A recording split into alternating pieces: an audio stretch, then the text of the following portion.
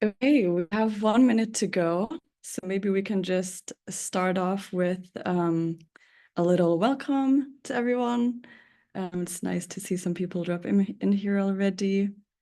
So maybe we can just move on to the next slide to introduce our agenda and our speakers. So yeah, welcome everyone to our webinar on how to build your first ESRS-aligned report. The hosts today are going to be myself and Julia. But before I introduce us, I just want to mention a few housekeeping rules.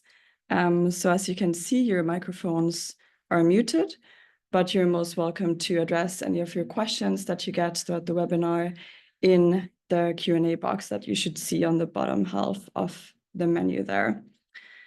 And we will answer those in a dedicated session at the end of the webinar. So as I mentioned, your hosts are going to be myself and Julia. I will just take a few moments to introduce myself. So my name is Bea. I'm a senior consultant here at Nordic Sustainability, and I'm also an ESRS specialist. So that means that I work with a lot of companies on their CSRD journeys, with anything from double materiality to data gap assessments to some more implementation-oriented tasks that many companies are now also dealing with. Julia, do you want to say a few words about yourself? Yeah, thank you and welcome everyone. I'm Julia. I'm a senior consultant and work alongside Bea as a ESRS specialist, where my primary focus lately has been on CSRD implementation projects, compliance projects that are related to our clients having to have their first reports ready soon. So it's an exciting journey and we're happy you could join us today. Yes, great. And before I just walk us through our agenda real fast, I want to say that the webinar is recorded and we will send you the recording afterwards along with the slides. So if you miss a part or have to skip out, don't worry, you will receive it afterwards. So during today's session, we will walk you through the following. I'm going to start off with some key elements of an ESRS-aligned reporting structure. It's going to be a bit more technical, but hopefully you will stick with us. And then I will hand over to Julia, who is going to talk more about some common challenges that many of our clients are facing in their ESRS reporting right now, and also how to stay ahead of future ESRS challenges. So stay tuned for that. Yeah, let's get to it.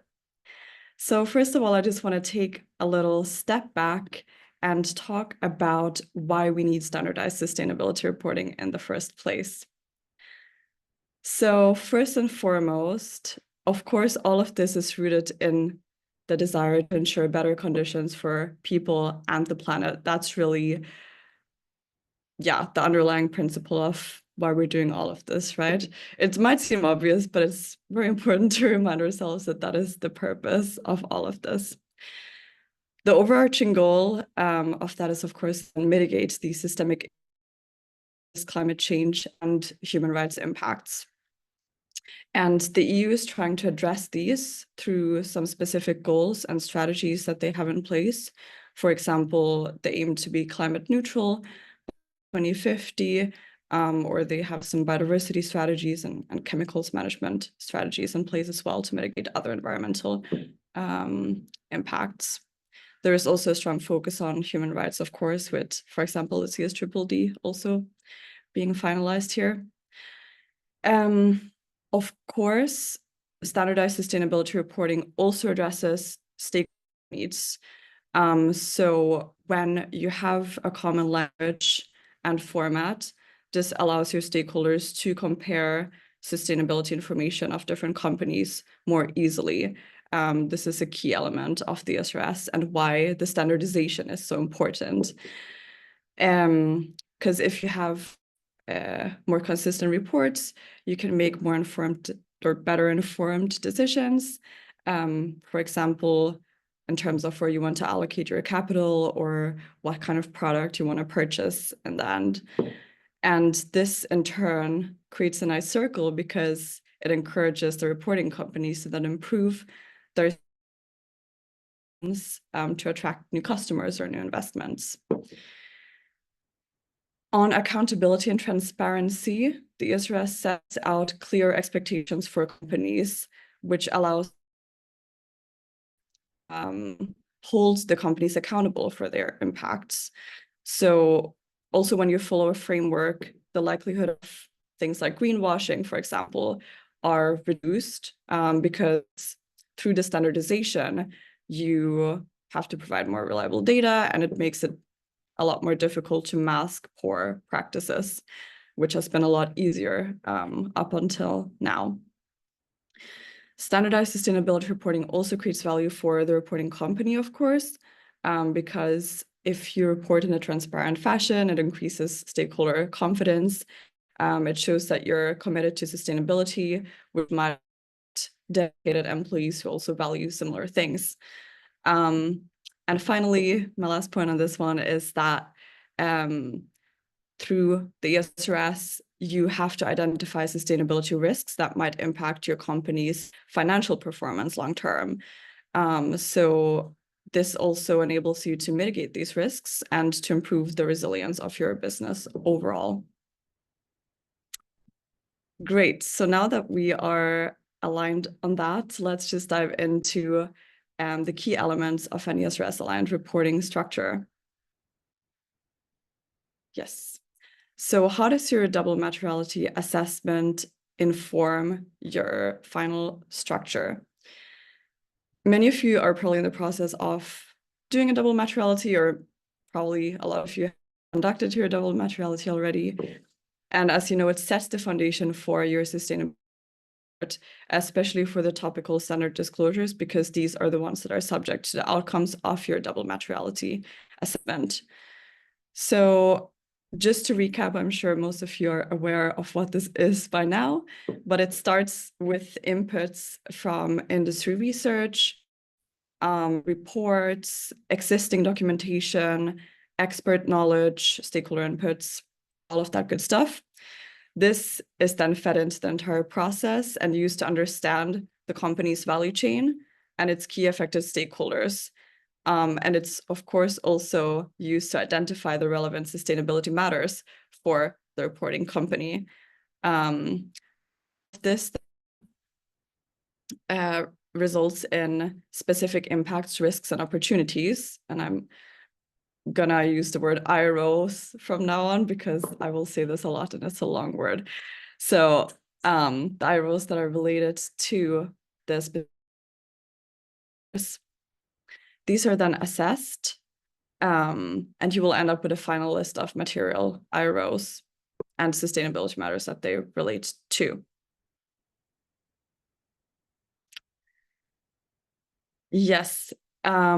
So after you've done your double materiality, as I said, you will know your material IROs. But what you haven't specified yet is which exact data points that these link to. The reason for that is that there isn't a one-to-one link between a sustainability matter and a topical disclosure requirements, especially this is the case for metrics. There is a document that maybe some of you have seen called ID 177 by EFRAG, which isn't completely final yet to my knowledge, that does do a preliminary mapping, but still you will have to use this concept to apply it to your specific context. So what does this mean exactly? So the concept of information materiality means that you must apply a second filter to your IROs. And the principles that inform the materiality of the information is twofold. It's the significance of the information in relation to the sustainability matter that it depicts, and also the decision usefulness of the information. And what exactly this means, I will show you in practice in a second. But before that, I just want to make a quick note that if you, through this concept, exclude or omit some data points that originate from other EU legislation, you have to be very explicit about that and make a statement about it. So if we look at some specific examples, we have policies, actions, and targets. which make up quite a big chunk of the ESRS disclosure requirements. And we also have processes and transition plans, by the way, which are subject to similar conditions. This is specified in that document I mentioned earlier, which is not final yet. But let's just focus on policies, actions, and targets for now. So there is specific information laid out in the minimum disclosure requirements about this. And if an undertaking has not adopted policies, actions, and targets that relate to their material matters, you simply must state that this is the case. So below, I've just tried to exemplify this a little bit. For example, with water consumption, if that is a material sustainability matter for you that you determine through your double materiality assessment, you as a result would have to disclose your linked policies, actions, and targets to the sustainability matter. Now, especially in this reporting year, you don't have all of these things in place to address all of your matters, and that's completely okay. But you have to report that this is the case, and ideally, you would then also disclose a time frame when you aim to get this in place. When we look at metrics, it looks a little different, and this is where we really make use of this filtering mechanism that I spoke about earlier.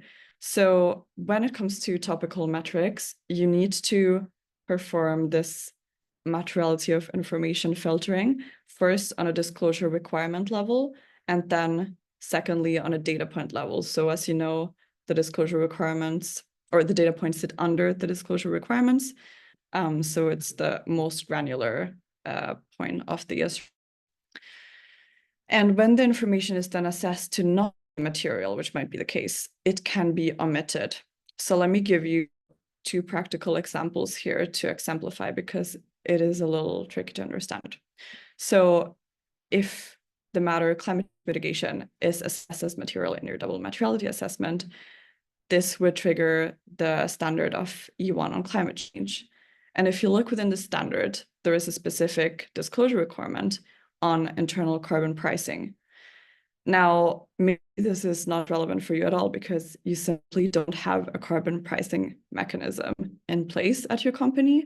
So in that case, you can already omit this at a disclosure requirement level because it's simply not relevant for your company. If we take another example for metrics, say pollution of air is assessed as material in your double materiality assessment, and you then dive into its standard, and you see this disclosure requirement 2.6 on anticipated financial effects from pollution-related risks and opportunities. Have a close look at your DMA and see why was this assessed as material? Was it just from the impact perspective? Was it from the financial, or both? And in this example, if it was just from your impact perspective, you would not have to report on this 2.6 disclosure requirement on the financial effects because it wasn't material from that angle. So naturally, you do not anticipate any financial effects, if that makes sense. So let's move on to the overall architecture of your ESRS state, because there are some specific requirements that you should be aware of here. So first of all, the statement has to be located in a dedicated section of your company's management report. And there must also be a clear distinction between the information required by the ESRS and information or other information that is included in your management report. Your statement also has to be structured in 4 overarching parts, which are general information and then topical information. So environmental, social, and governance would have their own sections. The general information refers, by the way, to ESRS 2. And within the environmental information, you also disclose your taxonomy-related disclosures, and they need to be presented in a clearly identifiable part of your environmental section, if that is applicable to you. when information in one part contains information that is supposed to be reported also in another part, you are allowed to cross-reference to avoid duplications. So you don't have to mention the same thing across different sections. Also, entity-specific disclosures are to be reported alongside the most relevant sector-agnostic disclosures in the standard where they fit best. So this might seem like a quite rigid structure. It's a quite simple architecture, but you actually are allowed some flexibility through the principle of incorporation by reference that is specified further in the ESRS 1. You are, for example, allowed to place information in another section of the management report or even in other documents like your financial statements, etc. But there need to be certain conditions that are met. For example, the principles of qualitative characteristics of information, which I will walk you through in a second. Also, if you do decide to do this, just be mindful of doing it in a way that doesn't confuse the reader.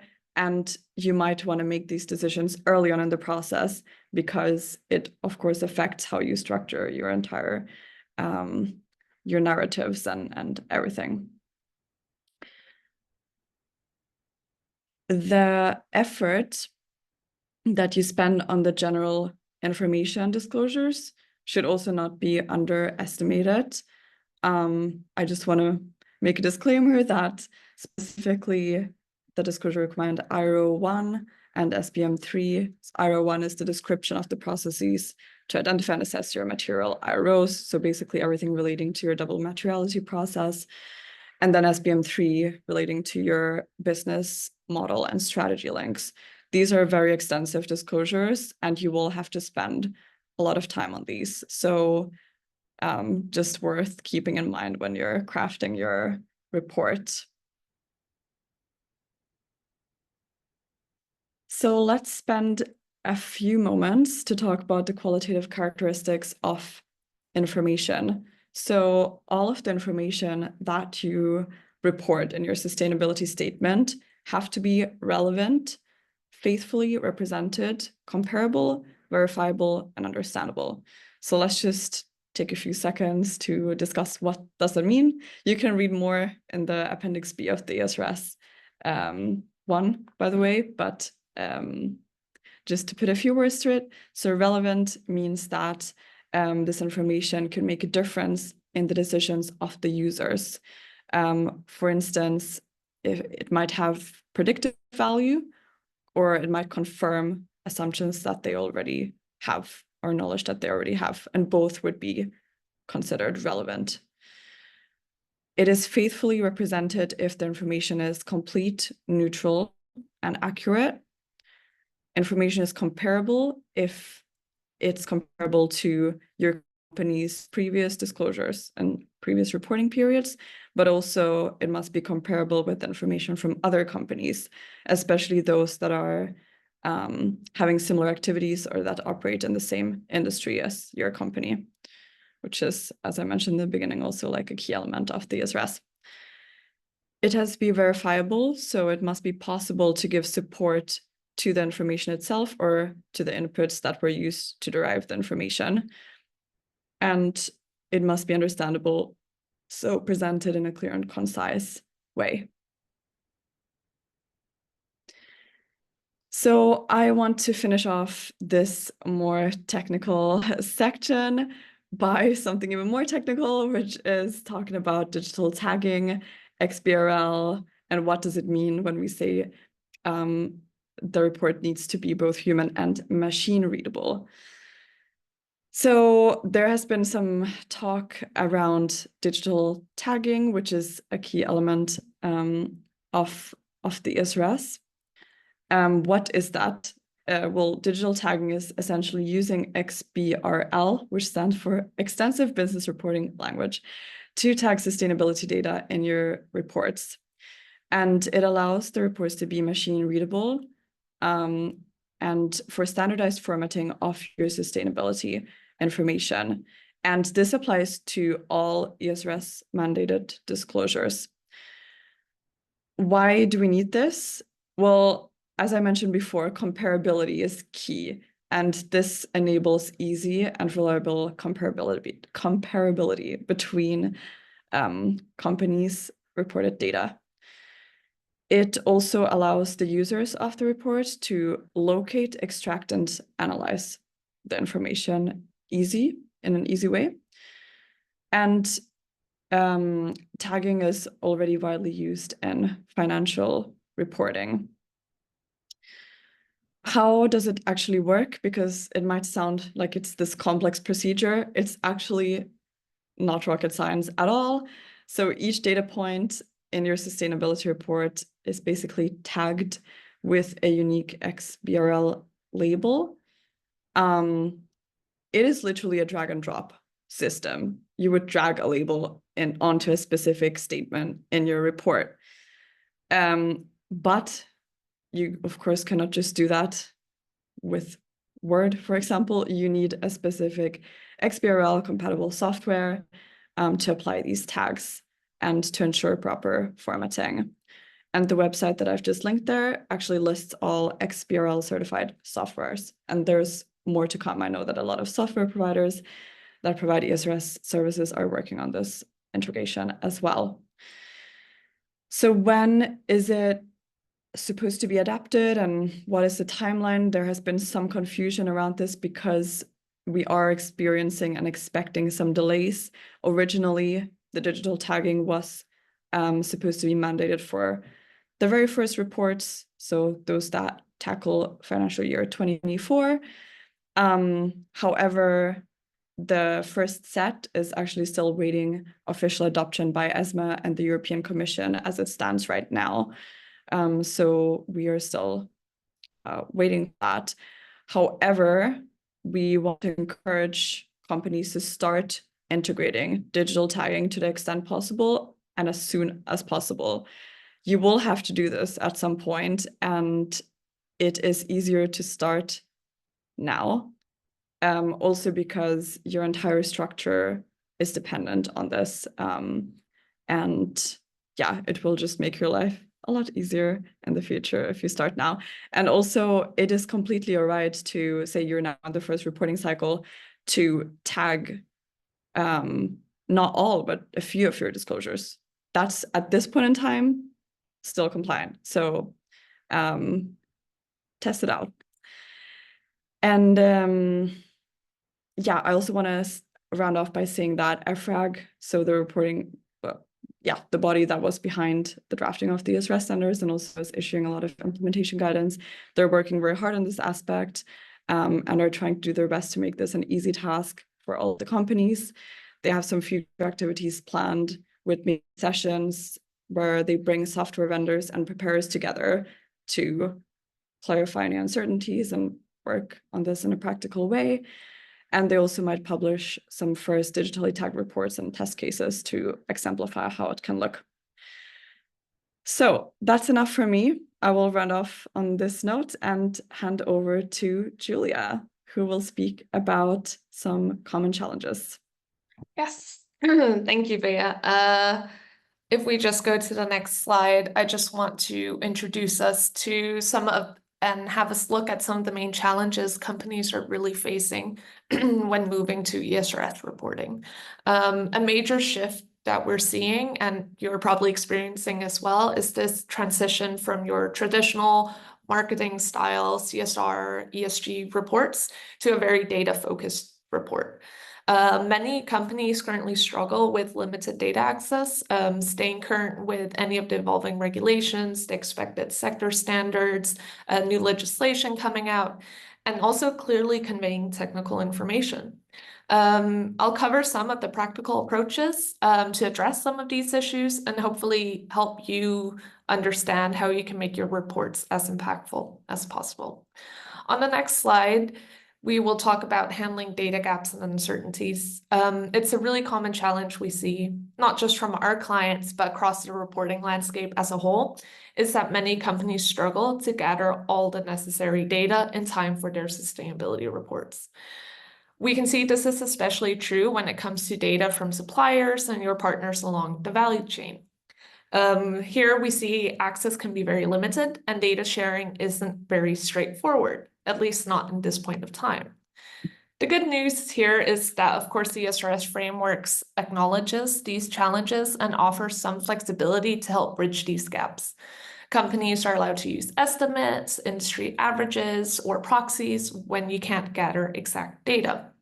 This flexibility really helps fill in the blanks that are there now without compromising your compliance and reporting requirements. However, if you're using estimates, transparency is really essential here. You should be upfront about any limitations and clearly explain your methods for gathering this data or setting your estimates. For instance, let's take the example that if you don't have precise energy usage data from a particular supplier, it is acceptable to use an industry average, but you have to make sure to disclose any limitations in accuracy so your stakeholders and readers of your report understand the data's context. Handling missing data really requires a thoughtful approach.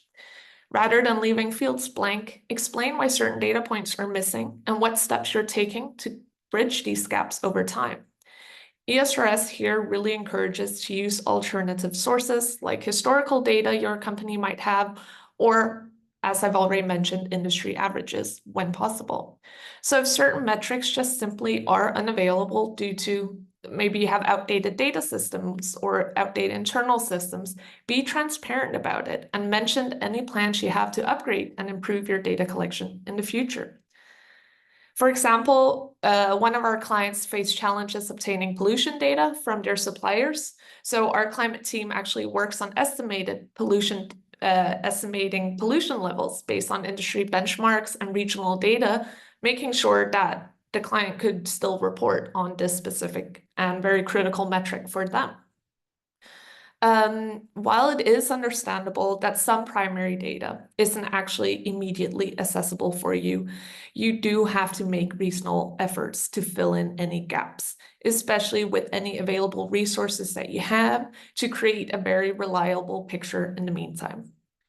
It's very important that, for example, if you use industry averages for water consumption data due to supplier data issues or system issues, you really need to we recommend starting plans to have direct data collection as quickly as possible.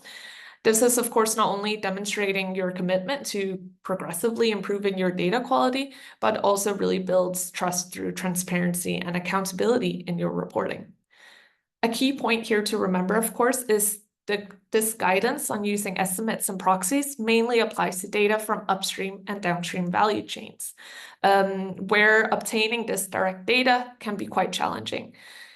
However, for data within your own operations, the expectations is generally higher for direct data collection. We see this with current auditing as well. So if you do use estimates for internal data, really ensure that you've made every reasonable effort to gather the primary data first. If we go to the next slide, we can tackle another common challenge we hear and see: what to measure progress against. Baselines are essential for tracking progress, providing a starting point for comparing data over time. If reporting some data is new for you, we always recommend selecting a baseline year that reflects your current business operations. And of course, update it if any major changes occurs, like if you have any acquisitions or sell off parts of your business. This approach really ensures that make comparisons easier, and it also adds context to your data landscape as well. Setting a very clear baseline will also help you with compliance, of course, but also show the users of your report where you're coming from. And that leads us into talking about where you are heading, your forward-looking statements and your strategic actions. On the next slide, we're talking about how do you make projections, which are important and a part of a key part of the ESRS. The CSRD really mandates that companies establish binding guidelines that outline their overall approach to managing relevant sustainability matters. This is really the backbone of the ESRS report as well. Your report is essentially a manual on how you are monitoring and managing your IROs, and therefore, forward-looking statements are just an essential part of your ESRS reporting. But they need to be realistic and they need to be backed by data. This is where we really see a significant shift from previous ESG or CSR reports to the CSRD. Conducting a scenario analysis, for example, can be really helpful, allowing you to present potential outcomes and clearly outline any assumptions or risks. For example, if your goal is to reduce emissions by 50% by 2030, include factors like possible regulatory changes or market shifts or potential climate hazards that could affect this target. This approach is what is emphasized by the ESRS standards. They really emphasize having scenario analyses, business resilience assessments, climate risk assessments to be integrated into how you conduct your business, assess your IROs, and conduct your reporting. And it also builds trust by providing this very grounded and data-driven outlook. When we talk about what makes up the ESRS-aligned statements, as Bea also just briefly covered, it's really about your PATs. Communicate the policies you've implemented to manage your identified IROs, the actions you're taking, and the targets you really aim to achieve, and start with what you have. There is no need to start running towards overambitious policies, making and target setting immediately. Instead, you should focus on having grounded, verifiable, measurable, and realistic targets, policies, and actions to your current growth plans and your business ambitions. You need to outline the resources, whether they are human, technological, or financial, that you're putting aside to reach your policies, actions, and targets, and who is accountable for overseeing their completion. With your goals and risks clearly defined, the next step is really about balancing detail with clarity. But before we really go over why to make sure your report is detailed without overwhelming your readers, let's just quickly cover a key challenge, which is entity-specific disclosures. On the next slide, we will see how in sustainability reporting under the ESRS, you might find that you have material IROs specific to your organization that aren't fully addressed by standard disclosure requirements. These are known as entity-specific disclosures, and Bea already covered it very shortly, but the ESRS does provide guidance on when and how to report on them. If your materiality assessment reveals an entity-specific issue that is not already covered by the existing standards, you are required to disclose additional entity-specific information. The key here is really that these disclosures should allow your stakeholders to fully understand the nature and scope of any unique impacts or risks to your company. For example, if your company faces very specific environmental challenges due to a very specific operating environment, or maybe you have a social impact due to a very specialized workforce, these should be disclosed even if they fall outside of the standard ESRS matters that are produced in AR16. The requirements are primarily twofold. You have your transparency, so you should clearly explain why this issue is material for your company, outline the methods you use in your assessment to reach this conclusion, including criteria and thresholds that made the impact or risk significant, similar to what you will be doing for your other material matters. You also, as with the others, need to describe any policies, actions, or targets you have set to manage this very specific area. And if it's applicable, you should create additional metrics that demonstrate your progress within this. We really see entity-specific disclosures offering an opportunity to communicate how your company addresses unique sustainability matters that go beyond the standardized expectations. But do follow ESRS guidance, and especially in the application requirement 1 to 5, you will find information on this. Now let's go to the next slide and talk about why it's important to tailor your sustainability statements to your audience. Different audiences have different priorities, and it's no longer just about showing all the good a company is doing, but providing accurate data that gives insight into your business model and your strategies. Different stakeholders care about different things. They care about different aspects of your report. Investors may really focus on financial and environmental impacts. NGOs might emphasize social and governance issues. And ensuring your report meets the needs of your key stakeholders is crucial. And that is what your reporting is for. High-level data can really be appropriate for investors, while more detailed descriptions and narratives will satisfy regulators more. And each audience will, of course, need to use the information most relevant to them in different ways. This is where the ESRS is really offering a comprehensive view of your company's performance that allows you to show how sustainability efforts contribute to financial outcomes. It's really about telling a story that connects sustainability with actionable value creation. Let's remember that the drive for non-financial reporting originated from the financial sector.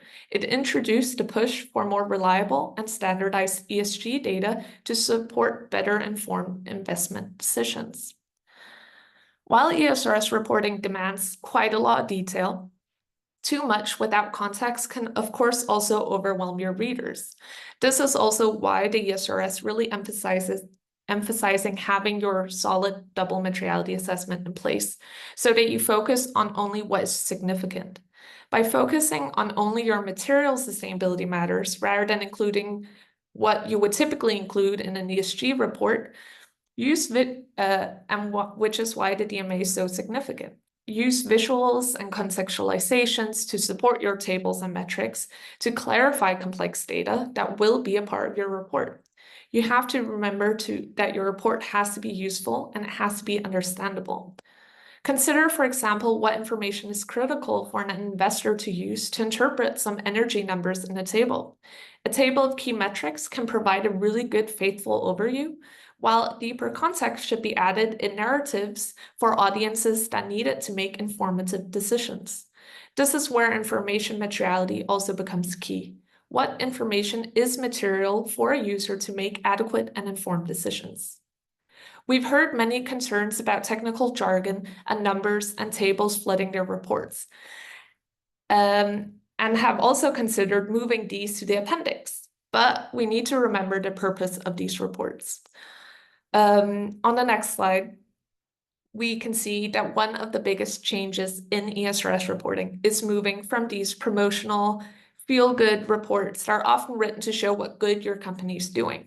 And we're now moving to data-driven technical disclosures instead of these broad narratives. You now need to emphasize verifiable data and specific metrics and focus on the narratives that support these, such as actionable strategies, actions, and targets that you're taking to mitigate your impacts. This doesn't mean losing your story entirely. It just means backing it with measurable outcomes.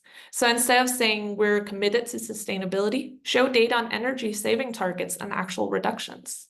If diversity metrics don't currently align with your desired diversity and inclusion goals, explain what actions you're taking to close those gaps, let's say by 2028, and what resources you're putting aside to achieve this.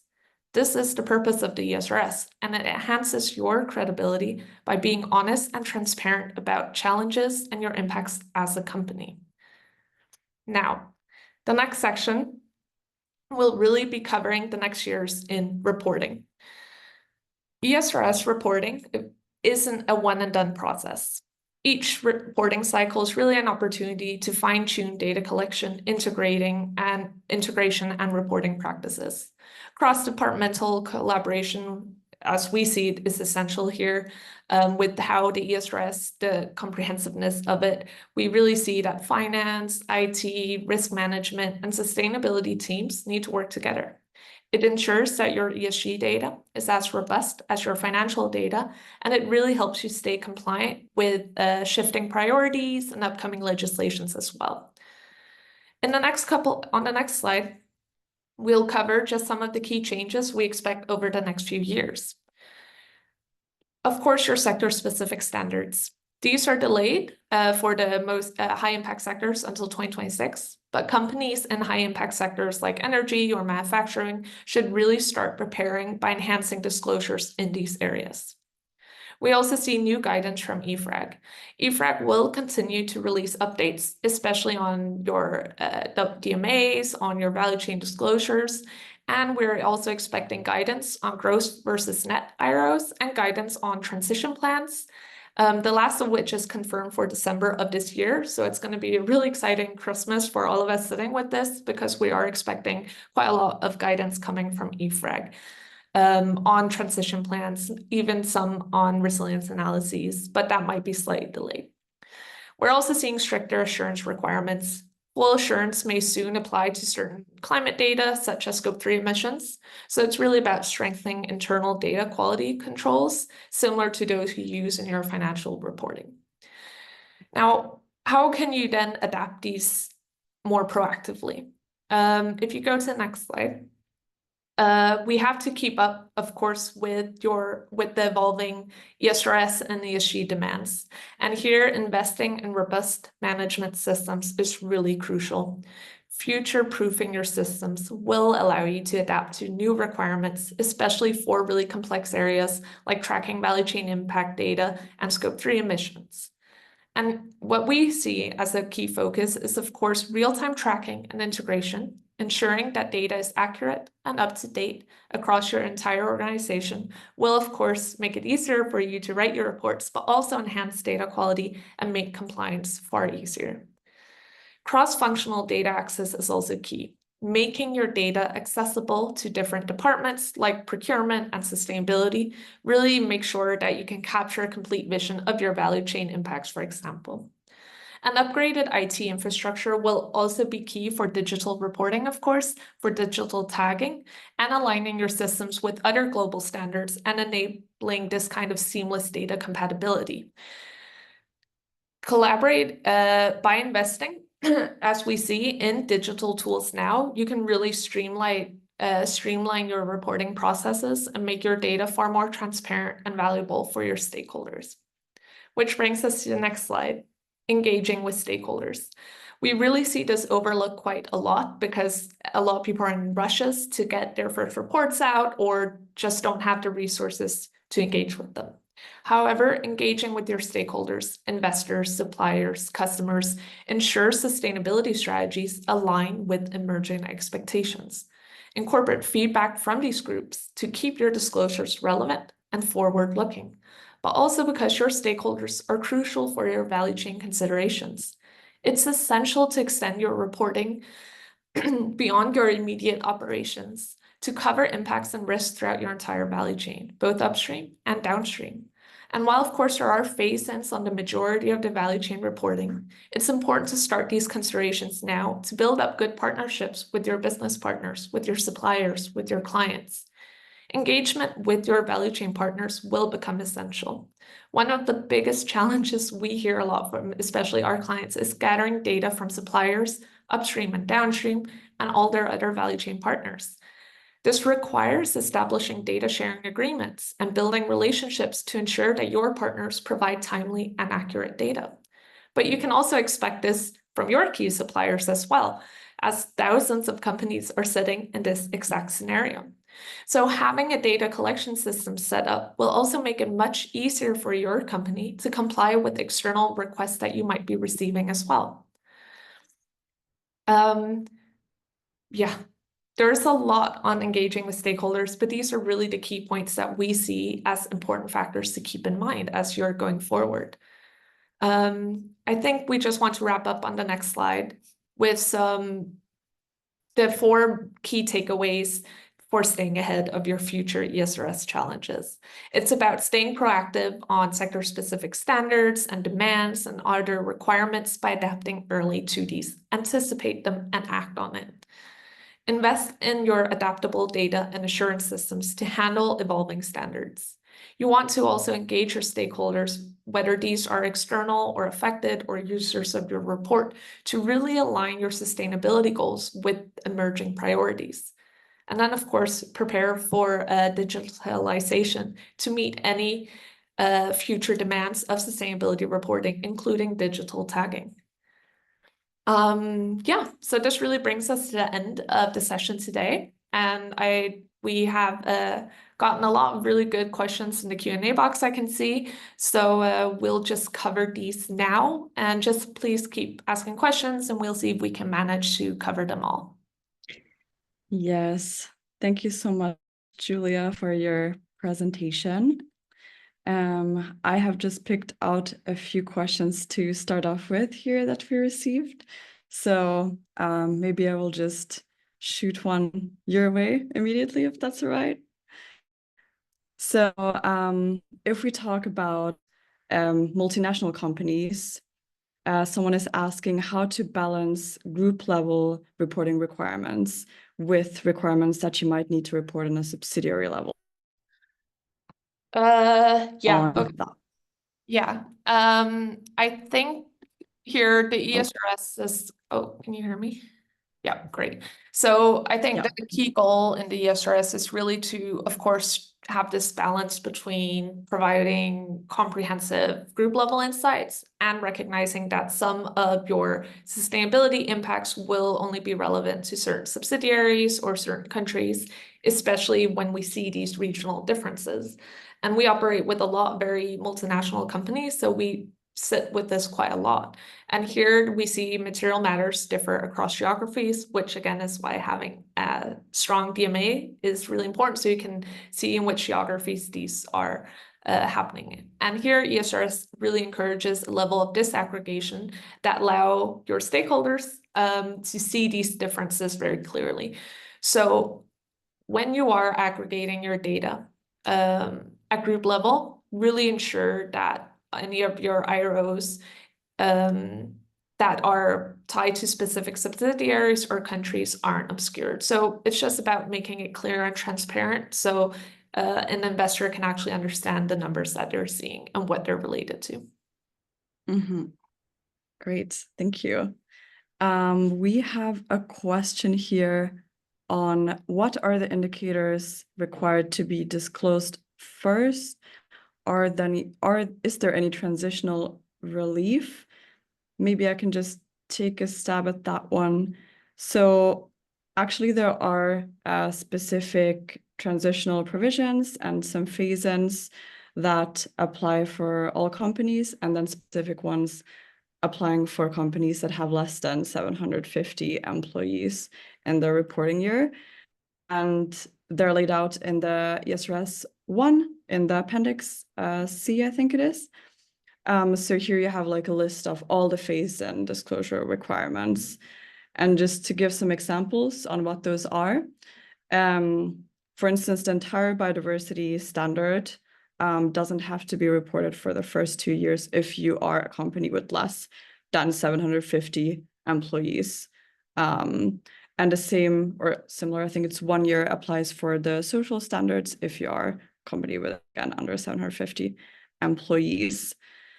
Then we also have some specific metrics. A lot of them are within the S1 own workforce standard that don't have to be reported for the first year.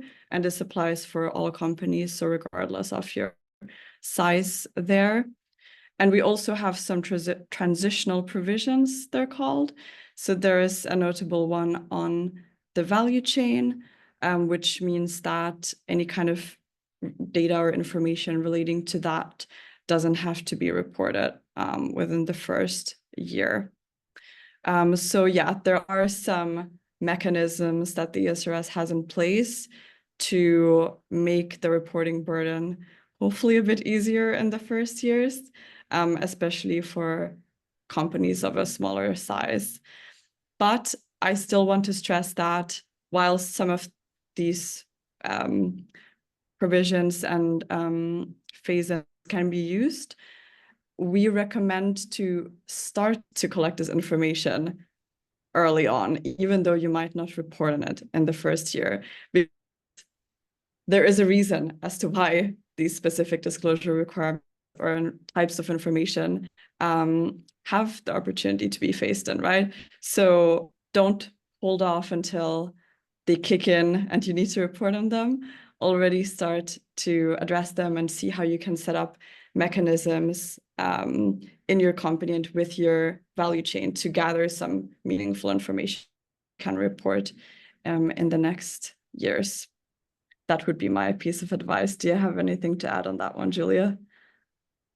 No, I think it sounds good. Yeah, I think you covered it. Nice. Let's see what else we have here. Someone is asking, is an executive summary or highlight section recommended under the ESRS? Any thoughts on that? Yeah, I think you're also speaking to clarity and, of course, detailed information. Companies are really encouraged to follow the structure that the ESRS outlines to ensure this kind of consistency, comparability, to make digital tagging easier across different reports. And technically, there is some flexibility to create like an executive summary or a highlight section for accessibility. We would like to err on the side of caution simply because we have seen auditors be quite harsh around the structure, where they see appendices and other sections not under the ESRS, not allowed under the ESRS, then it has to be on data that is not ESRS related. So talk to your auditors, really stick to the structure that the ESRS is the ESRS is recommending, of course. Do you have anything to add, Bea? Not in this one, no. Perfect. We have another question that relates to the group versus subsidiary level reporting. So maybe we can just try to tackle that one. So someone is saying, regarding group versus subsidiary reporting, is it a fact that, for instance, a Swedish listed company with subsidiaries in Europe, that the subsidiaries must issue their own CSRD report? Or what decides when that is mandatory? Do you want to take a stab at that, or should I just go ahead? Yeah. So the rules are basically that a subsidiary is, for example, exempt from issuing its own standalone ESRS report if it is included in a consolidated report prepared by the parent company. So the key here is really following your financial reporting and the consolidation of that. And here we have seen some auditors in different countries give slightly different guidance. So again, have this very active dialogue with your auditors about what are the rules for you. But typically, if you have your own financial reporting separate from the group level, you have to make your own CSRD report. Great. Changing back to more internal control systems, what are those and are they recommended under the ESRS? How can we set up these systems to ease the burden of data and to make systems more effective? You want to take it? No, go ahead. Okay, if I understood the question correctly, you just really have to ensure the reliability and the accuracy of your sustainability data. We always write accounting policies with our clients on these implementations to ensure consistency. And this is where we see these controls like an accounting policy. It's about standardizing data definitions, metrics, and calculation methodologies to minimize any variability, especially if you sit with many different subsidiaries or entities where you need the same level of data. So I think because it involves a very big mix of quantitative metrics, qualitative information, estimations, having internal controls, like whether it's an accounting policy or other control frameworks that set very clear guidelines for acceptable data sources, estimation methods, and documentation requirements is really key here. Yeah. Mm-hmm. Exactly. And just documenting your processes. I just want to stress the importance of that, both for your own transparency's sake, but also for your auditors and everyone else involved. Documenting any assumptions that you make is absolutely key. Yeah. we have a question here on metrics. Someone is asking, if you don't have all the detailed information of the metrics, do you have to report on them still? If so, where can we find more guidance about this? I just want to start off by saying, if you have a material metric, it needs to be reported. You cannot apply similar omissions as you could with policies, actions, and targets, where you simply say, oh, we don't have this in place yet, but we're aiming to have it in place by year X. For material metrics, you have to report them. Of course, through the principle of information materiality, there might be metrics that just don't make sense because they really give context to the specific impact, risk, or opportunity I've identified. But if it is material, you need to report on it. As mentioned earlier in the presentation, it might not be possible to get primary data for everything, but in those cases, you need to use proxy data, some assumptions, and again, just key to disclose and be transparent about your process here. Yeah. Anything to add there? No, it's just, again, document your process. This is what we're seeing. If you make estimations, this is what we're seeing really being scrutinized and looked at. So have a good methodology in place for making estimations, or when you use industry knowledge, sector averages or proxies, or any historical data, document why this is good enough data for you to use. Yeah. Someone is asking, is there a complete list of the MDRs, which stands for minimum disclosure requirements? The answer is yes. The minimum disclosure requirements apply to policies, actions, targets. So there are specific data points that you need to fulfill when you disclose on all of these. And yes, indeed, they are present in the ESRS. Let's see what else we have here.